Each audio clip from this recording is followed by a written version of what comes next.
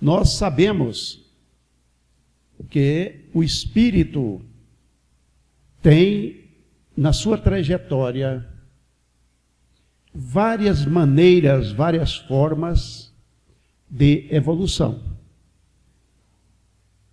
Ele encontra o espírito, na sua trajetória, diversas e variadas oportunidades de aprendizado. O núcleo familiar é um deles. É uma dessas oportunidades que nós temos de evolução. Quando foi falado aqui, inicialmente, pelos coordenadores das oficinas, isso ficou muito claro, em especial quando foi perguntado qual é a melhor família, se não me engano. E responderam, a minha. Na verdade, a melhor família, o melhor núcleo familiar é aquele que eu estou inserido nele. Porque é através dele e nele que eu faço todo o meu processo de crescimento como espírito imortal. Eu só não faço esse processo de crescimento não só ora como marido, ora como esposa, ora como filhos, mas principalmente como espírito imortal. A condição que eu me coloco na família não tem tanta prevalência do que a minha atuação dentro dessa perspectiva. Por isso é muito importante nós entendermos que cada um somente é responsável pelaquela situação que se encontra. Eu posso me explicar um pouco melhor. Então, o que eu quero dizer é que não adianta eu querer ser esposa enquanto sou marido. Não adianta eu querer ser esposa enquanto marido. Não adianta eu querer ser marido enquanto esposa. Quer dizer, o meu processo de aprendizado naquela potencialidade, naquela situação, é para que eu desenvolva o mais possível. Então, o que nós queremos dizer, não devemos meter a colher de pau na vida do outro. Apesar de que nós vivemos no núcleo familiar, apesar que as coisas são mais ou menos comuns, os objetivos devem ser mais ou menos norteados por um caminho. Cada um de nós nos situamos nesta família com um determinado objetivo. Nesta encarnação, eu sou esposo e pai. O meu desenvolvimento é como esposo e como pai. Eu não tenho como ser uma melhor mãe. Eu tenho como ser um melhor esposo. E a gente sempre ainda fala, né? Quando o marido do pai desencarna cedo ou abandona os compromissos familiares, a gente encontra às vezes uma mãe que ainda jovem ficou com 2, 3, 4 filhos em casa e o marido desertou. E quando os filhos são criados, ela normalmente fala assim: eu fui o pai e a mãe desses meninos. Não, ela foi uma excepcional mãe, mas nunca foi pai. Porque o pai é uma atribuição do homem de ser pai. É do seu contexto de posicionamento como pai. Ela pode ter sido uma excepcional mãe, mas está longe de ser pai. Como nós acreditamos na reencarnação, talvez numa próxima oportunidade ela pode ser realmente um excelente pai. Então nós sabemos que a alma, que o espírito, depois de residir no plano espiritual, ele tem a necessidade de buscar a sua condição humana. É inerente a todos nós espíritos ainda imperfeitos. É a fonte cristalina que nós vamos nos dessedentar. Nós temos a necessidade do retorno ao equipamento físico.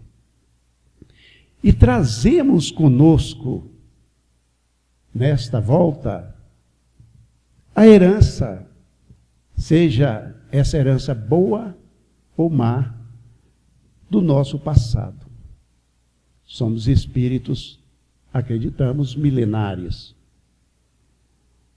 Renascemos como crianças, reaparecemos na senda terrestre para representar um novo ato no drama da nossa vida.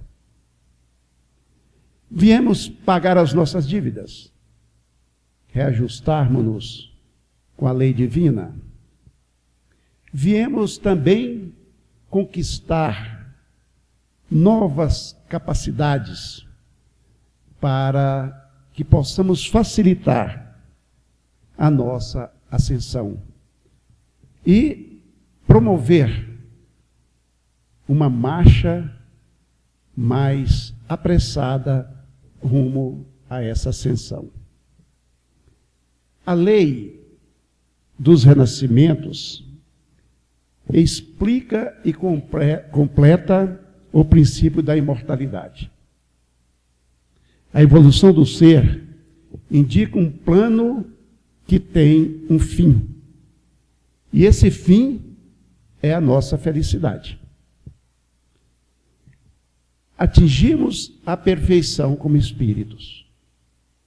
Mas nós sabemos que nós não alcançaremos essa perfeição numa só existência. Devemos ver nas variadas existências da vida da alma a condição necessária para a nossa educação e o nosso progresso. E esta evolução, esta educação e esse progresso, eles se assentam nos próprios esforços, vencendo os desafios, dobrando as mazelas e buscando esse crescimento degrau por degrau. Primeiramente, aqui na Terra. Esse é o primeiro nosso. E depois, através de inumeradas estâncias do céu estrelado. Então, nós vimos aqui rapidinho que o processo de progresso do espírito é individual. É individual. A partir do momento que eu promovo esse caminhar, ele passa a ser solidário. Muitas vezes eu acho que para ser feliz, eu dependo de outra pessoa. Não, para ser feliz, eu dependo da minha esposa. Eu sou feliz porque a minha esposa, Eliane, existe. É um equívoco. Eu sou feliz porque sou feliz. A felicidade não reside na outra pessoa. É uma maneira de ser. Se eu deposito a minha felicidade na minha esposa, quando ela não existir mais, eu vou ser muito infeliz. E esse não é o processo. Sim, ela é um componente da minha felicidade. E que componente? Mas é um componente. Ela não é o principal. Porque nós, quando reencarnamos, e Kardec perguntou aos espíritos qual a finalidade da reencarnação, eles responderam que era para o melhoramento. Então, não perguntou qual era o objetivo da reencarnação da minha esposa e dos meus filhos. A mim, é o meu melhoramento. Ora, se nós admitirmos que o homem vive atualmente pela primeira e pela última vez na Terra, que uma única existência é o quião de cada um de nós, a incoerência e a parcialidade, forçoso seria reconhecer, presidem a repartição dos bens, dos males, das aptidões e das faculdades, das qualidades nativas e dos vícios originais. Então nós vemos aqui a importância do amor divino para conosco através da reencarnação. Se nós tivéssemos somente esta existência, haveria sim uma incoerência e uma parcialidade do Pai Celestial. Porque dotou alguém de bens e outros de males. Dotou alguém de capacidades, de faculdades, e alguém com vícios originais. Então, a sequência de existências permite-nos comprovar a bondade e a misericórdia divina para conosco. E aí, nós podemos questionar, por que para uns a fortuna, a felicidade constante, e para outros a miséria e a desgraça inevitável? Para esses a força, a saúde e a beleza.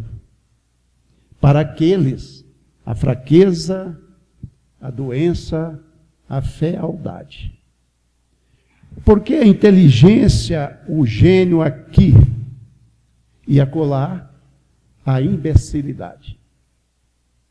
Como se encontram tantas qualidades morais admiráveis, a par de tantos vícios e defeitos.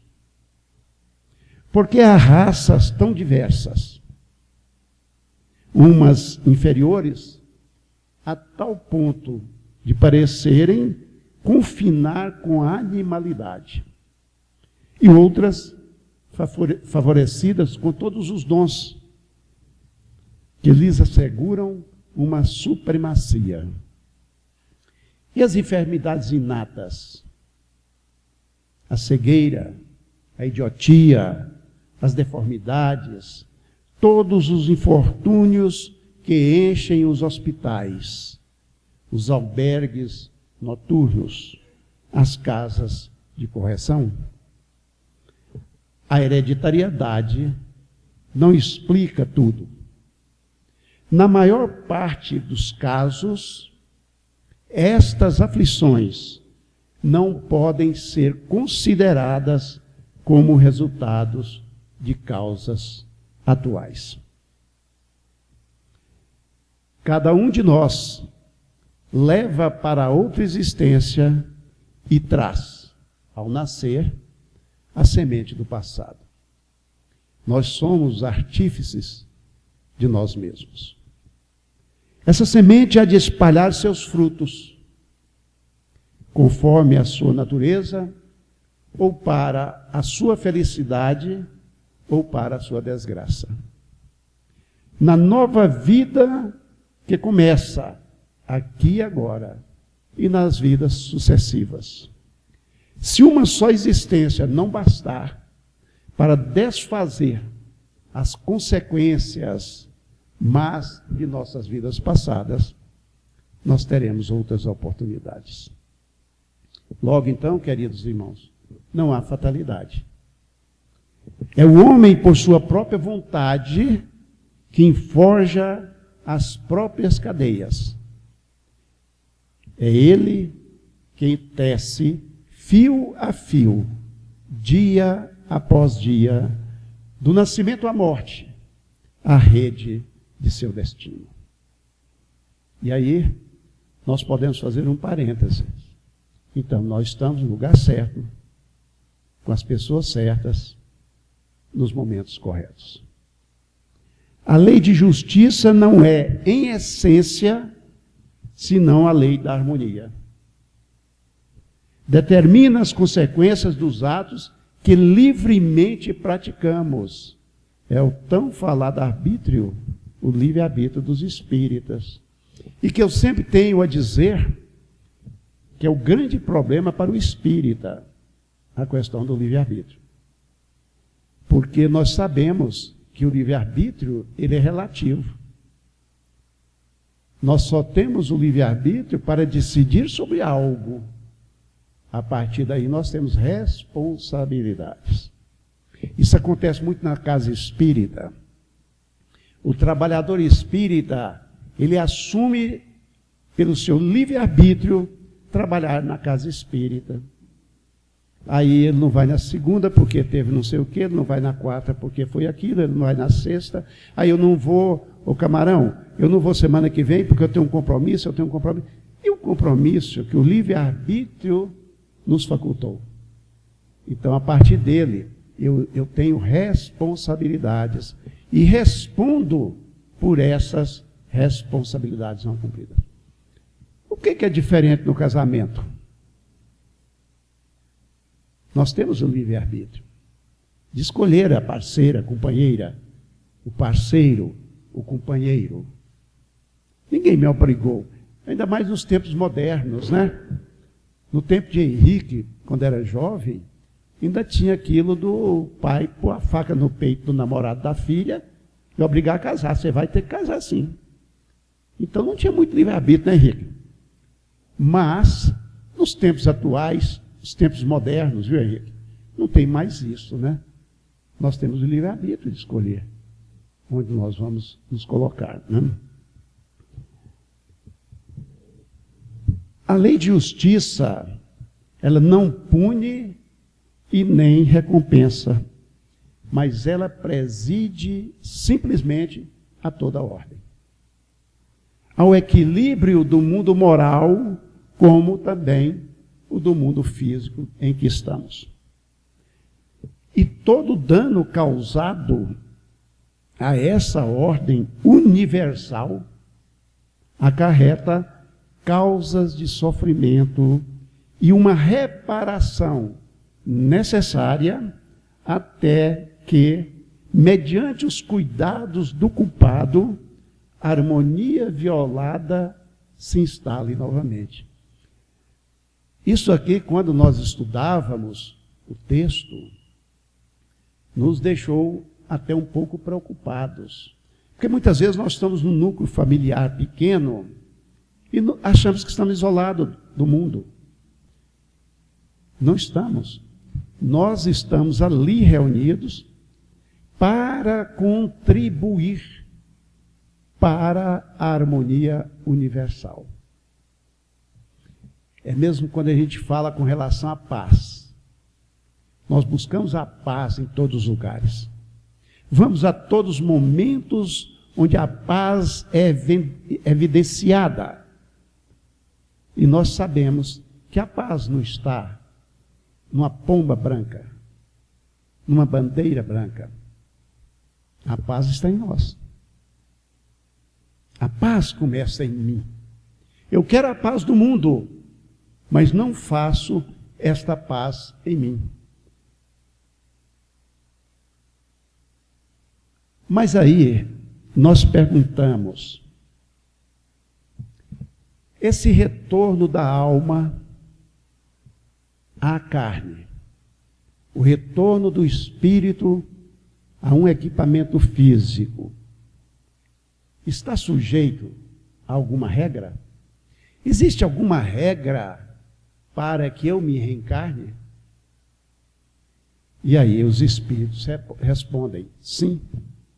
Regra simples, da atração e da afinidade.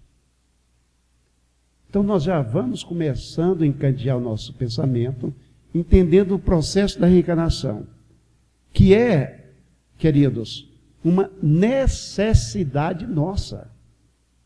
Nós precisamos desses momentos aqui.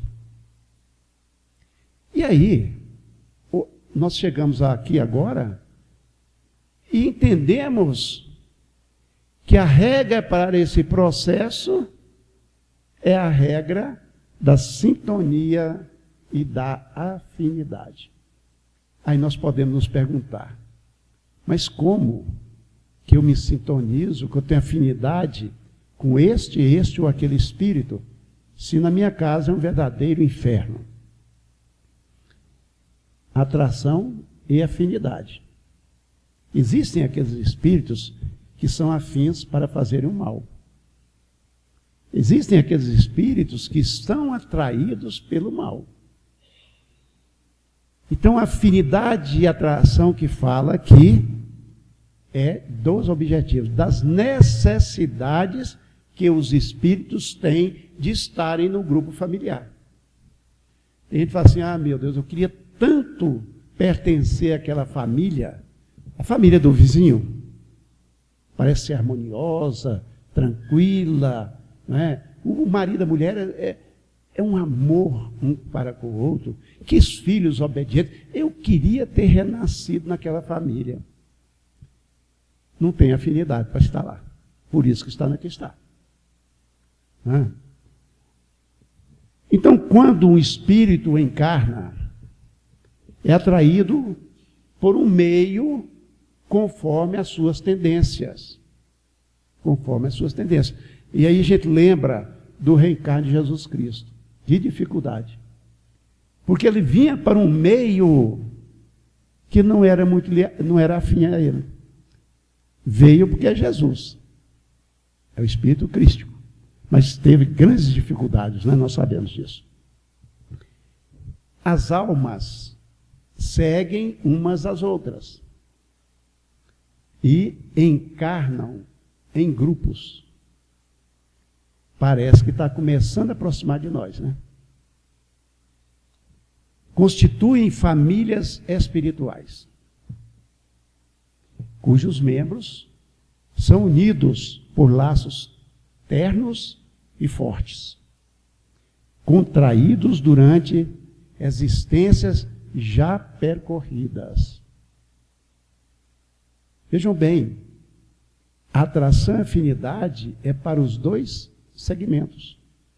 Nós encontramos famílias em que prevalece realmente aquilo que o Henrique falou, o diálogo, a fraternidade, a compreensão, o amor. Encontramos famílias, e quiçá as nossas, com grandes dificuldades para entender esse diálogo, que de diálogo não tem nada, tem a discussão, né? Que é bem diferente de diálogo, uma prepotência de um sobre o outro. E nós vamos encontrar, nesses laços tenros, fortes, também a reunião desses grupos familiares, formando essa família espiritual. E muitas vezes, esses espíritos são temporariamente afastados uns dos outros. Mudam de meio para a aquisição de outras aptidões. Porque o processo é de esforço de cada um. A minha esposa, ela não pode fazer nada para me evoluir. Eu sempre digo que ninguém consegue me fazer levantar de uma cadeira se eu não quiser. Pode até carregar a cadeira comigo junto, mas eu não vou levantar. Em levantando, se eu não quiser andar, ninguém vai me fazer andar. Então vejam bem, o processo de caminhada é iniciativa minha. Aí sim, quando eu resolvo levantar, quando eu começo a dar os primeiros passos, a solidariedade chega. São os companheiros, são os amigos, são aqueles espíritos que estão conosco na caminhada. Mas a iniciativa tem que ser minha primeiro. Por isso, a evolução é solitária. O processo de evolução solidário. Nós lembramos aqui, agora, do filme Nosso Lar. Eu vou dizer o filme, porque esta situação ficou muito patenteada na tela para mim. Eu não sei se vocês recordam, deve ter sido um domingo à tarde. André Luiz estava andando ali pela colônia Nosso Lar. era numa grande praça, né? Tinha um lago, tocavam harpas, eu não sei se vocês estão lembrando dessa cena, e tinha uma família do outro lado. Presumia-se que era o pai, a mãe e os filhos. E um rapaz chamou por André Luiz: André, isto aqui é amor. E apontou para a família. É este amor, o desiderato de cada um de nós que vivemos em família. O amor entre eles, entre essas famílias espirituais, é indestrutível. Porque o amor é a força das forças. O vínculo supremo que nada pode destruir. E é esse amor, que é a força das forças, que vai constituir a família espiritual, a qual passa pelas experiências e as vivências da família corporal.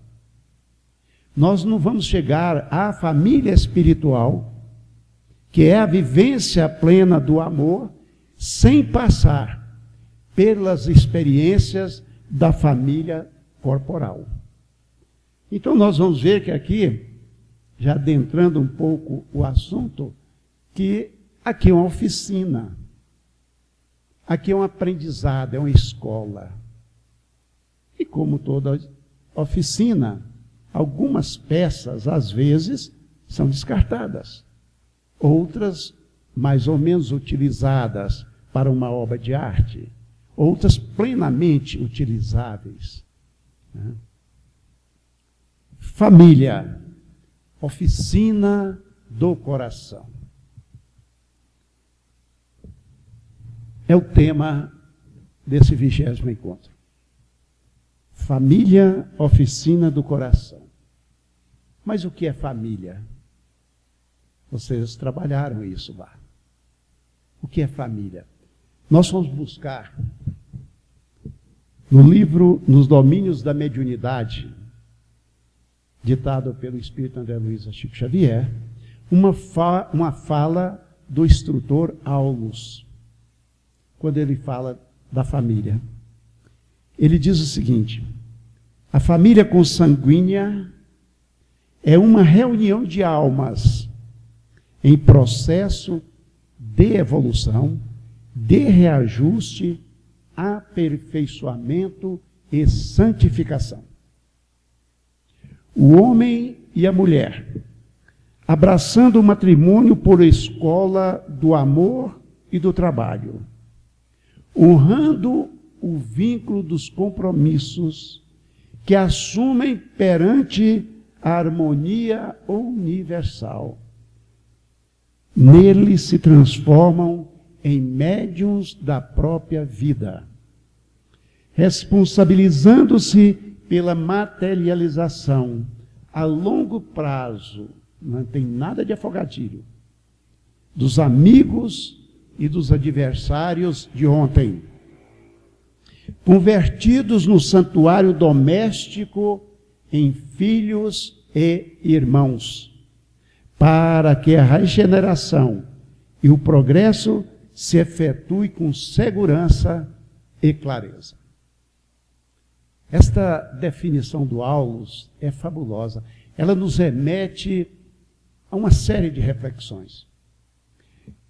Quando ele fala da família consanguínea, essa família constituída pelos laços de sangue, as nossas famílias, é uma reunião de almas. Para que nós nos reunimos? Para dialogarmos sobre um determinado assunto, para resolvermos certas questões, para esclarecermos-nos sobre determinado propósito. Nós estamos aqui reunidos para quê? Para refletirmos sobre a questão da família. Então, a família é essa reunião, uma reunião que tem esses propósitos que nós falamos. Em processo, quer dizer, em andamento, Não existe processo parado, a não ser na justiça brasileira. Né? Mas em processo já está dizer andamento, caminhada. Então a família não é uma reunião de almas estagnadas, não deve ser. Não deve ser. Mas em que processo é esse? Processo, olha aí, de evolução, reajustamento, aperfeiçoamento ou santificação. Tem um objetivo maior, eu estar integrado numa família. Não é por acaso. Não vem de paraquedas. Eu sempre digo o seguinte, mas depois de 30 anos de casado, o marido vira para a mulher e fala assim, você não é a mulher que eu pensei que era. 30 anos depois? Quer dizer, não houve processo para criar isso aí. E às vezes a gente exige, o processo é meu. Então é equívoco. O processo é meu, não é da minha esposa. Ela está aqui. Se ela pensa que eu casei com ela porque ela era bonita, e era muito bonita, não é? Só para isso? Foi para o meu desenvolvimento. Agora, hoje eu entendo muito bem isso, né? Porque com esta vivência, neste processo de caminhar, que vocês, Cíntia e o Henrique, seguramente dialogaram com seus pupilos. Nesse processo de caminhar, é que é o aprendizado. Só que não há professor. Todos somos alunos, todos somos aprendizes para a evolução. Olha lá, qual o objetivo da reencarnação?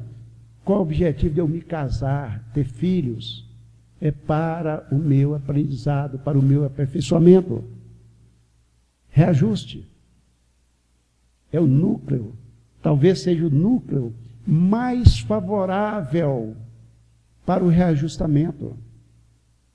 Porque nós vimos um pouco atrás, né, que nós estamos reunidos em blocos.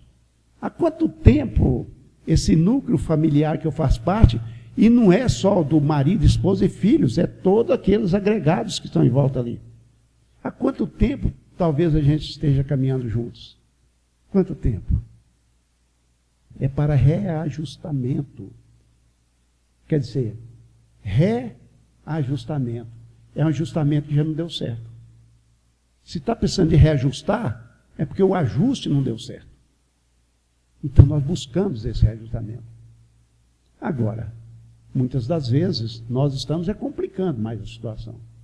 Porque vem a intemperança, vem a prepotência, vem aqui eu mando, aqui você obedece, aqui. Eu vou confidenciar para vocês uma coisa, e peço até permissão da minha esposa, porque já fiz isso em outras oportunidades. Eu, quando casei, eu era um jovem de quase 36 anos. 36 anos. E eu já era bacharel em Direito. Eu não tinha o conhecimento ainda da doutrina espírita. E a minha esposa veio se graduar quando nós já tínhamos os 4 filhos. Num esforço muito grande dela, num menudo muito grande dela, ela se graduou em pedagogia. E ela dizia as coisas, e eu pensava comigo, mas quem é ela para me falar isso? Que conhecimento ela tem disso? Mas o tempo passa. Aqui no Goiás nós falamos que o tempo é que cura o queijo. O tempo passa. E o tempo foi passando, eu fui aprendendo que era uma senhora sábia.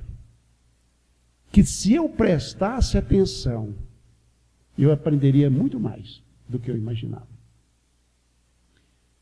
Então esse processo de reajustamento é de equilíbrio. Não é eu sou melhor, eu sou pior, eu sou isso, eu sou aquilo. Uma coisa que acontece muito, o menosprezo dos pais pelos filhos. Menosprezo o seguinte, mas eu tenho 67 anos. Eu sei que parece 40, mas tem 67. não é muito dessa época, mas ainda não há muita valorização da opinião do filho, por exemplo. Eu tenho um neto de 6 anos de idade. Eu dia conversando com minha esposa, a família da mãe dele é evangélica, e ela conversando com ele sobre questão lá de espiritualidade, ele falou assim que ele queria trabalhar para Deus, a concepção deles religiosa. Ele perguntou, vovó, como que porque ele ouviu isso na igreja, como que eu vou trabalhar para Deus se eu morrer? Quando você morrer, você vai para o céu e vai trabalhar para Deus. Ele perguntou assim, como que eu vou trabalhar para Deus se eu morrer? Aí, a minha esposa falou, não, filhinho, é porque você não morre. Mas morro. Não é? Eu vou para o céu, então morri. Vejam bem a visão dele dessa questão. Ainda não esclarecida pela idade, pelo segmento. Então, o filho tem um potencial muito grande, e muitas vezes eles vieram para contribuir conosco. Para contribuir conosco. Um dia um filho meu falou assim, papai, eu queria falar com você. Porque eu não chamo mais de senhor não, gente. É você. E aí eu falei, pois não. Ele falou, eu acho que o senhor está errado nessa coisa. O senhor está fazendo um negócio errado. Eu vou dizer para vocês que lá no fundo, eu falei assim, que atrevimento, né? Não verbalizei. Eu falei, mas por que você disse isso? Ele falou, por isso. Eu falei, tudo bem. E fui pensar, eu estava certinho. Eu estava fazendo a besteira do tamanho do mundo. Então, esse é o reajustamento. Mas para esse reajustamento, não pode existir a prepotência, o orgulho, a vaidade. Nós temos que nos colocar no patamar de igualdade, de oportunidades, de opinião, de participação na questão familiar. E ele fala que abraçando o matrimônio por escola, por oficina de amor e trabalho. Gente, é abraçar, é se envolver. Quem aqui abraça sem se envolver? Não tem jeito. Então, abraçar o casamento, que é se envolver no casamento, ser participativo nesse casamento. Tem um negócio aí, que eu não sei se vocês falaram lá, que é complicador, chama-se WhatsApp. Mas usa até onde pode, não abusa, e abraça esse casamento. Abraçar nesse sentido de se entregar àquela proposta. Não quer dizer que tem que estar todo dia atrás da mulher, do marido, não. É a conjunção de esforços, de vontades, sentimentos, naquela proposta que eu fiz. Ela não me obrigou a casar com ela. Foi eu quem pedi ela em casamento. Agora, por que ela quer responsável por tudo? É até ruim, porque ela pode dizer, quem mandou você me pedir em casamento, né? Eu nem queria, mas você pediu. Não é? Esse é o processo. E algo que quando nós abraçamos esse casamento, nesse sentido que nós falamos, nós vinculamos com os compromissos da harmonia universal. Já dizia que a família, a sociedade, melhor dizendo, é a família amplificada.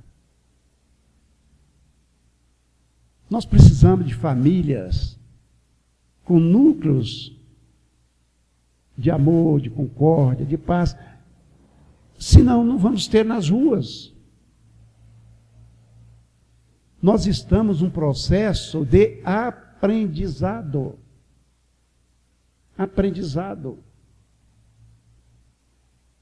A nossa ação lá fora está no contexto da família. Eu não sei hoje, mas antigamente fala assim, está fazendo isso, mas filho de quem que é? Quer dizer, o reflexo, né?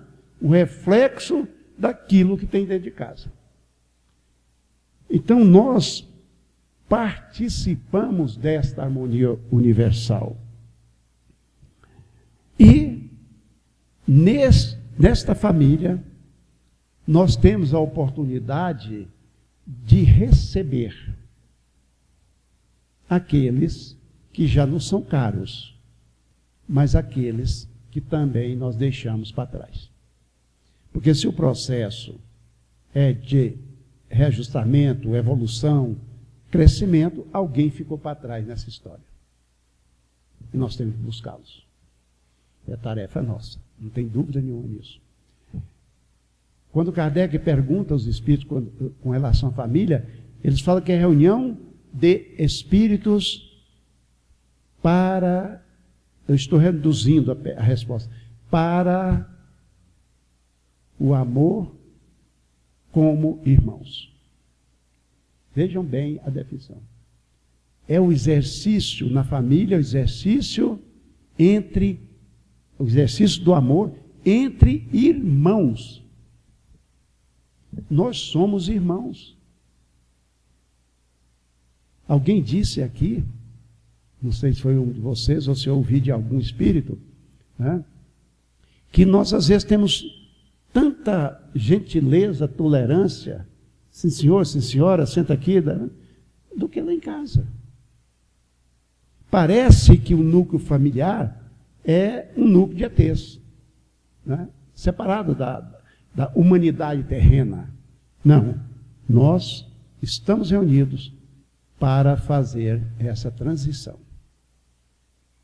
e nos tornarmos verdadeiros amigos. Quem recebeu a mensagem hoje nossa aí, de manhãzinha, falávamos sobre amizade. Né? Quão bom vai ser que um dia nós nos definamos como verdadeiros amigos. E o que é oficina? Nós viemos aqui hoje para falar de família. Já sabemos mais ou menos como é a questão da família. E o oficina, o que é oficina? Nós buscamos definir isso aqui, vejam bem. Lugar onde se verificam e operam grandes transformações. Então nós viemos aqui hoje para quê? Trabalhamos em oficinas para promovermos essa transformação, gerarmos recursos para sermos hoje melhores do que ontem. E seguramente amanhã melhores do que hoje. É evidentemente que não vai sair daqui ninguém abraçando, beijando, você é o amor da minha vida, inesquecível. Não, nós vamos com objetivos, com propósitos que foram dialogados por todos vocês. A oficina é qualquer lugar onde se faz ou conserta alguma coisa. Por isso, nós devemos estar sempre numa constante oficina dentro do nosso lar. O nosso lar deve ser uma oficina, e é uma oficina, como é uma escola, lugar de aprendizado, de transformação, lugar de consertar.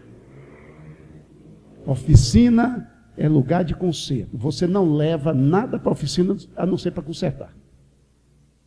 Né? Então, nos é permitido a oficina do lar para que nós trabalhemos, refaçamos, consertemos uma série de coisas que ficaram para trás. Ora, se nós estamos falando de oficina e é de amor, então o que é amar? Por exemplo, eu falei, eu amo a minha esposa. O que é isso? O que eu quero dizer com isso? Nós pegamos no Evangelho segundo o Espiritismo uma mensagem de Sanson, ex-membro da Sociedade Espírita de Paris. Essa mensagem foi ditada em 1863, logo ali. E vejam o que ele fala sobre amar. Amar. Sabemos já vimos o que é família, já vimos o que é oficina, agora vamos ver o que é amar. E ele diz o seguinte: amar no sentido profundo do termo, amar na sua essência, É o homem ser leal, probo, consciencioso, para fazer aos outros o que queira que os outros lhe façam. É uma definição muito ajustada para o nosso momento. Amar no sentido profundo é o homem, e aí é gênero, homem e mulher, ser leal. Não falou que o homem e a mulher devem ser leais, probos, conscienciosos. Não, é um só. Porque nós devemos falar de per si. Isso, essa lealdade, essa consciência, para que eu faça a minha esposa, aos meus filhos, aquilo que eu gostaria que eles me fizessem. Isso é lealdade. Isso é ter consciência. Isso é ter probidade na relação. Agora, eu exijo que façam tudo por mim, mas não faço nada para os outros. Tem uma questão muito prática dentro do lar, que as nossas esposas, na maioria das vezes, sofrem com isso. Porque nós não contribuímos para as atividades do lar. Eu sei que é uma coisa cultural. É uma coisa cultural. Lá atrás, esse é o problema de quem tem 67 anos. Era uma vez, lá atrás, quando eu era jovem, nós não éramos educados para ajudar as mães nos afazeres domésticos. Quem ajudava a mãe na cozinha, limpar a casa, tudo era a filha, né? Era a filha. Olha, eu tenho grandes dificuldades de fritar um ovo.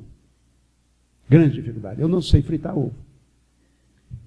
Olha, se me mandarem eu esquentar uma água, talvez eu tenha um grande problema com isso.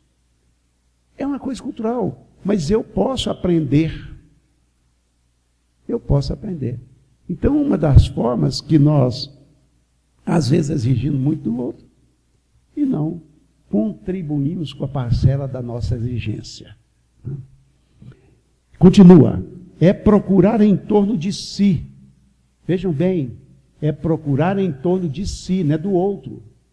O sentido íntimo de todas as dores que acabrunham seus irmãos. Nós falamos um pouco atrás.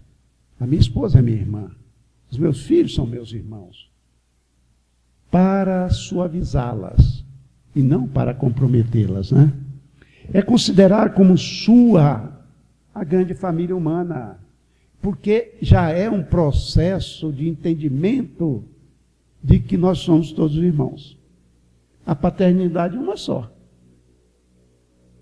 Por consequência, a irmandade também é uma só. Porque esta família todos a encontrareis. Nós estamos nesse processo. Nós vamos encontrá-las, não tem dúvida nenhuma. Dentro de um certo período, em mundos mais adiantados. Veja bem, se eu não construir agora, quando é que eu vou participar dessa família universal?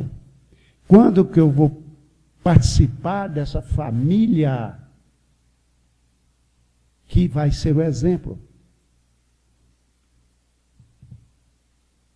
E nesse processo nosso, de cada um de nós aqui, nessa família corporal, é o nosso treinamento para amanhã integrarmos essa família universal.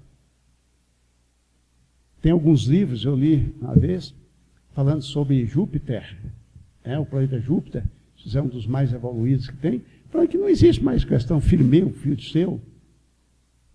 De quem é? Esse é o filho do Henrique. Esse é filho do Nico. Não. Todos somos irmãos. Então não há essa definição. Essa definição é para nós que temos necessidade aqui, num planeta de expiação e provas. O espírito Joana de Ângeles, no livro Otimismo, na lição 57, Vida em Família, vejam o que ela nos afirma.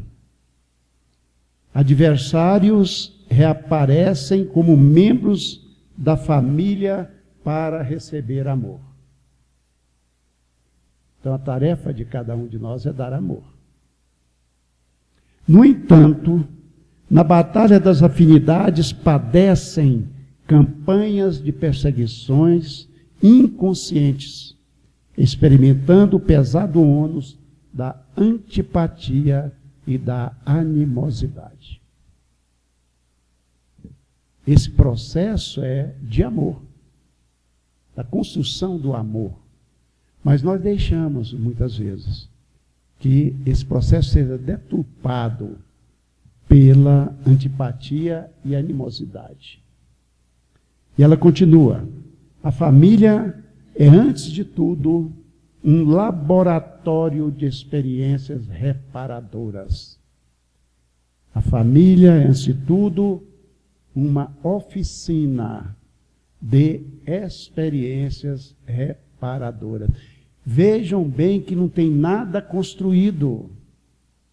Todo o processo está em construção. Nós ainda não conseguimos esse amor incondicional. Esse amor universalizado que o Cristo nos exemplificou. Mas estamos num processo. E aí o esforço é de cada um de nós. Se eu não fizer a minha parte, essa relação vai ficar capenga. Porque eu não fiz a minha parte.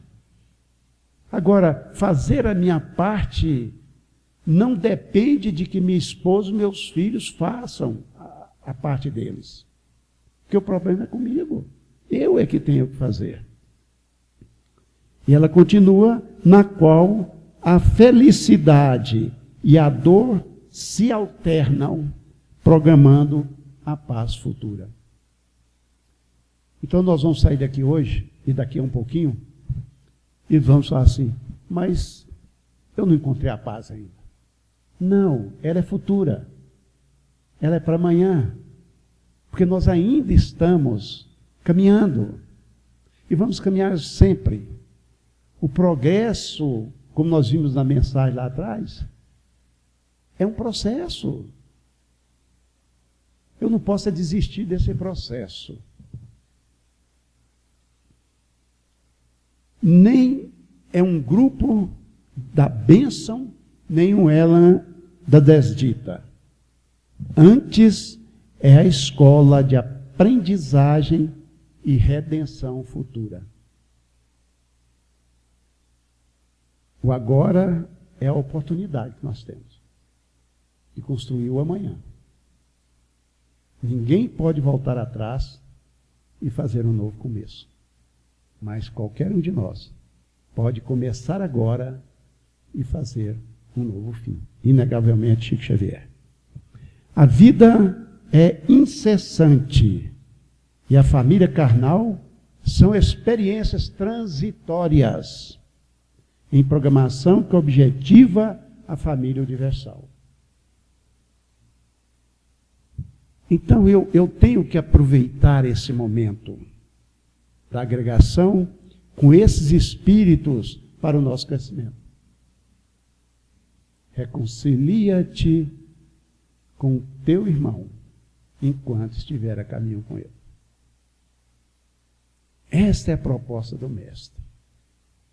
É um processo de reconciliação, de crescimento. Nós vamos encerrar esse momento.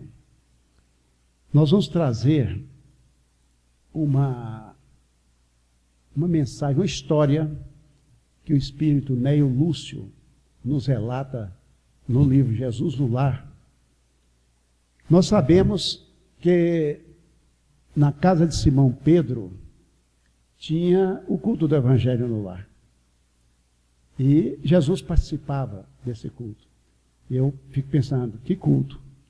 Com Jesus presente, né? E depois que várias pessoas se colocavam diante de um determinado assunto que interessava aquela assembleia, normalmente Jesus arrematava com alguma fala. E esta mensagem, e aí eu gostaria dos ouvidos mais atentos ainda de todos nós, porque eu acho que ela resume todo esse processo que nós estamos aqui refletindo sobre a família, essa oficina de amor. O título da mensagem é A Escola das Almas. E diz o seguinte: congregados em torno do Cristo, os domésticos de Simão ouviram a voz suave e persuasiva do Mestre, comentando os sagrados textos. Quando a palavra divina terminou, a formosa preleção, a sogra de Pedro indagou, inquieta: Senhor, afinal de contas, que vem ser a nossa vida no lar? Contemplou a ele significativamente, demonstrando a expectativa de mais amplos esclarecimentos, e a matrona acrescentou: iniciamos a tarefa entre flores para encontrarmos depois pesada colheita de espinhos. No começo é a promessa de paz e compreensão. Entretanto, logo após, surgem pedras e dissabores. Reparando que a senhora Galileia se sensibilizara até as lágrimas, Deus se pressa a Jesus em responder: o lar é a escola das almas, o templo onde a sabedoria divina nos habilita, pouco a pouco, ao grande entendimento da humanidade. E sorrindo perguntou: que fazes inicialmente as lentilhas antes de servi-las à refeição? A interpelada respondeu titubeante: naturalmente, Senhor, cabe-me levá-las ao fogo, para que se façam suficientemente cozidas. Depois, devo temperá-las, tornando-as agradáveis ao sabor. Pretenderias também, porventura, servir pão cru à mesa? De modo algum, tornou a velha humilde. Antes de entregá-lo ao consumo caseiro, compete-me guardá-lo ao calor do forno. Sem essa medida, o divino amigo então considerou: há também um banquete festivo na vida celestial, onde nossos sentimentos devem servir à glória do Pai. O lar, na maioria das vezes, é o cadinho santo ou o forno preparador. O que nos parece aflição ou sofrimento dentro dele é recurso espiritual.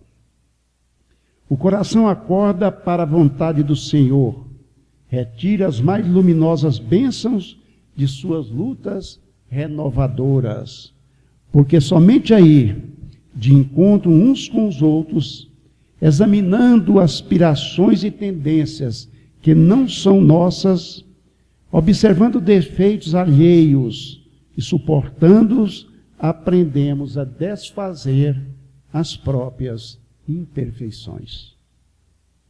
Nunca notou a rapidez da existência de um homem? A vida carnal é idêntica à flor da erva. Pela manhã emite perfume, à noite desaparece. O lar é um curso ligeiro para a fraternidade que desfrutaremos na vida eterna. Sofrimentos e conflitos naturais em seu círculo são lições. A sogra de Simão escutou atenciosa e ponderou: Senhor, há criaturas, porém, que lutam e sofrem, no entanto, jamais aprendem. O Cristo pousou na interlocutora os olhos muito lúcidos e tornou a indagar. Que fazes das lentilhas endurecidas que não cedem à ação do fogo?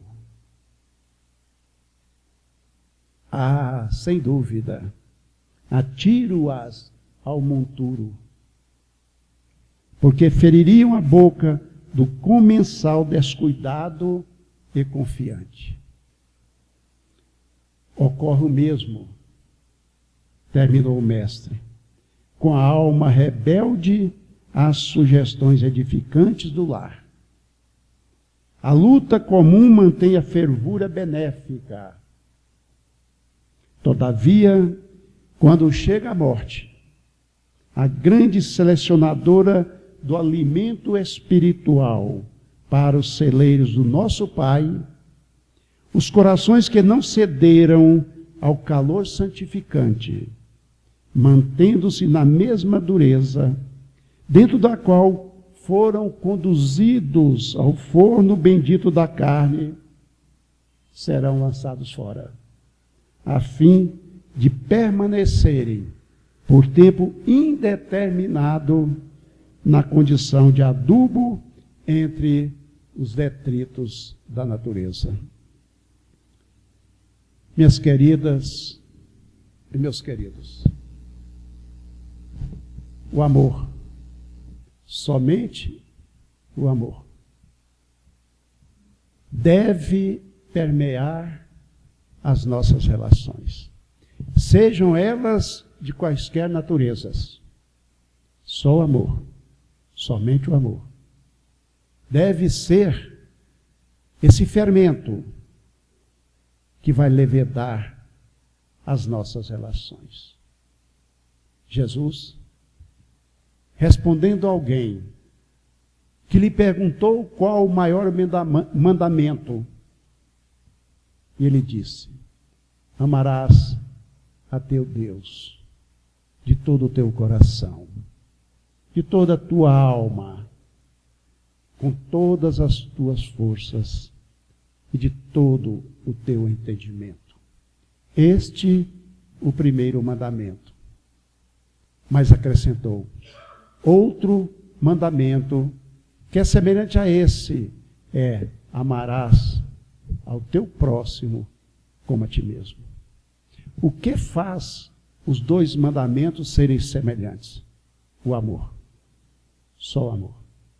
E nós finalizamos esse momento com o nosso coração agradecido a todos vocês, dizendo o seguinte: tem uma cidade no Japão, e nós sabemos que no Japão tem muito terremoto, muito tsunami.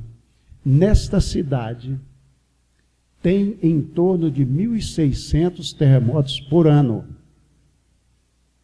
E lá se construiu um prédio gigantesco, de mais de 40 andares. E um dia, de um terremoto muito forte, aquele prédio balançava e balançou durante 1h30 e não caiu. Aí foram perguntar ao engenheiro: mas como? O que vocês fizeram? Que esse prédio balançou 1h30, ora para a direita, ora para a esquerda, e não ruiu. O engenheiro falou: olha, sabendo dos constantes terremotos, das constantes adversidades desta região, quando construímos esse prédio, na sua base, e a base é a sustentação de qualquer edifício, nós colocamos molas gigantescas, que permitem que este prédio, ora vai para a direita, ora para a esquerda, ora para a direita, ora para a esquerda, e não caia. Assim é a família. A base da nossa família tem que estar sustentadas por essas molas gigantescas do amor, para que essa família possa balançar pela direita, balançar pela esquerda, balançar pela direita, balançar pela esquerda, durante os tsunamis e terremotos da nossa existência e continuar de pé. E que Jesus nos abençoe hoje e sempre. Muito obrigado.